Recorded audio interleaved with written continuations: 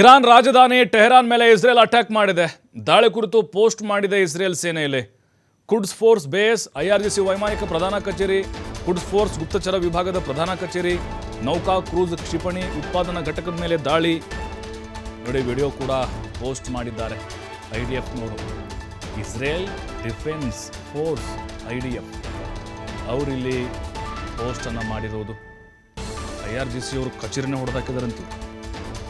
ಆಮೇಲೆ ಇಲ್ಲಿ ಗುಪ್ತಚರ ವಿಭಾಗದ ಪ್ರಧಾನ ಕಚೇರಿಯನ್ನು ಕೂಡ ಬಿಟ್ಟಿಲ್ಲ.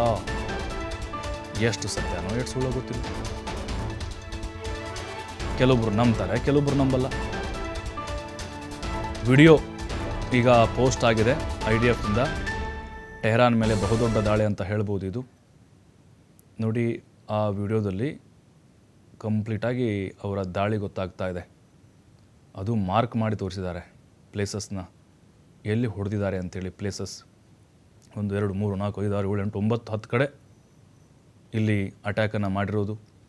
ಅಂದರೆ ಅವರ ಮಿಲಿಟರಿ ಶಕ್ತಿಯನ್ನು ಕುಂದಿಸುವಂಥ ಪ್ರಯತ್ನ ಇದು. IRGC ಏನಿದೆ, ಅವ್ರ ದೊಡ್ಡ ಪಡೆ ಇದೆ ಅಲ್ವಾ, ಸೈನ್ಯ ಪಡೆ, ಅದನ್ನು ಕೂಡ ಟಾರ್ಗೆಟ್ ಮಾಡಿಕೊಂಡು ಇಲ್ಲಿ ಅಟ್ಯಾಕನ್ನು ಮಾಡಿದೆ ಇಸ್ರೇಲು. ಸಂಪೂರ್ಣವಾಗಿ ಮೊದಲು ಅವರ ಸೇನಾ ಶಕ್ತಿಯನ್ನು ಡಮ್ಮಿ ಮಾಡಿದರೆ ಆ ದೇಶ ಶರಣಾಗುತ್ತೆ ಅಥವಾ ಸೋತ್ ಸುಣ್ಣಾಗಿ ಅವರೇ ಮಾತುಕತೆಗೆ ಬರ್ಬೋದು ಅನ್ನುವಂಥ ಪ್ಲ್ಯಾನ್ ಕೂಡ ಇಸ್ರೇಲ್ನದ್ದಾಗಿದೆ.